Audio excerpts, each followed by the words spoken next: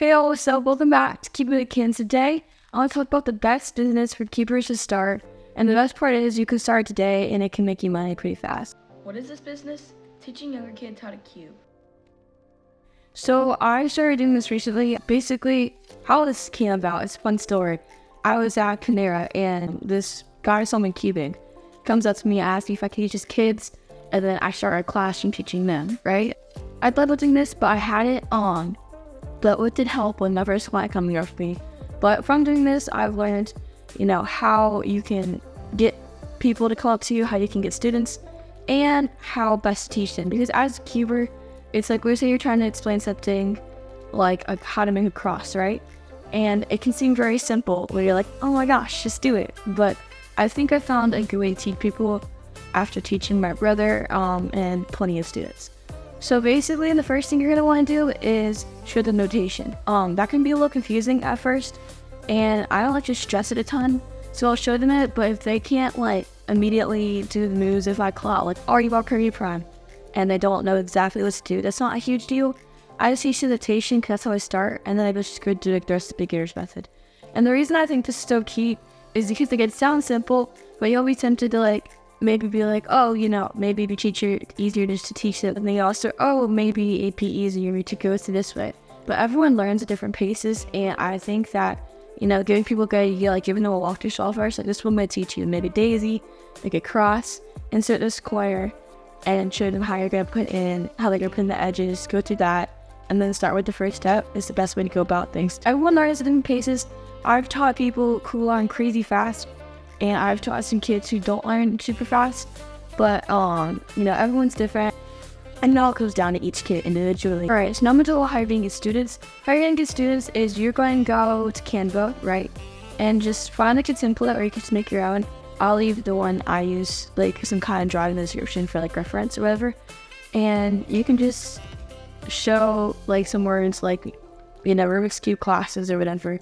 Say your name maybe, and then how much you're charging. I charge $15 an hour per student, and then your location and your time. So I teach classes 2 days a week for an hour, and you just want to put them out on community boards down your area. It makes it free to market, but since I'm assuming you don't need to make a full-time income from this job, it's a good way to get off students to have a good side hustle. Honestly, teaching is super fun, and once people start seeing your sign, people start coming in, you get better and better at it.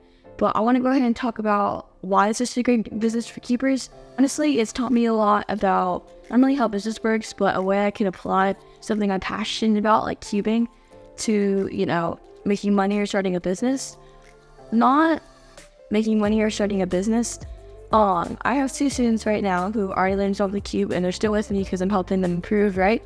And even though I might not be the fastest person in the world, so I probably can't give, a competitive cuber critiques, I can teach someone that I already know how to solve the cube, how to improve if, they want to learn, right? And it's a great way to maintain business. You can also get lots of referrals if your students enjoy your classes. It's super fulfilling too, because honestly, it's really fun to be able to share with someone something you're passionate about. One thing you also want to think about is finding a location. Cubing naturally is very interesting to people, so I honestly think getting students can be tough, but it's not the hardest thing, especially with things like word of mouth. Well, I think there's art factories with finding a location and nailing down your tactics to teaching people. But finding a location, I actually got a little lucky on this part because I teach at my dad's jiu-jitsu studio, which he already owns, and it's his family business. So I don't have to rent a place or anything. But you could teach at parks. We could meet up at libraries. I did try things maybe a neighborhood room or something. But one thing they will tell you is you can't charge for those classes, which is a bit of a bummer. But yeah, you could go to public parks, all different kinds of places, and you want to pay for a facility to teach these people. Honestly, it's super fun, and it's really that simple to start a class. It's a great way to make some good income, side hustle, and still have fun while you do it. Yeah, I mean, you don't be wasting away because you're not enjoying your side hustle. So yeah, it's definitely a great side hustle. Honestly, I only do it for 2 hours a week. Maybe if there's an extra class for someone to do makeup, maybe I plan a different one, but on average, about 2 hours a week, and it makes good side hustle money, and it's money selling to do.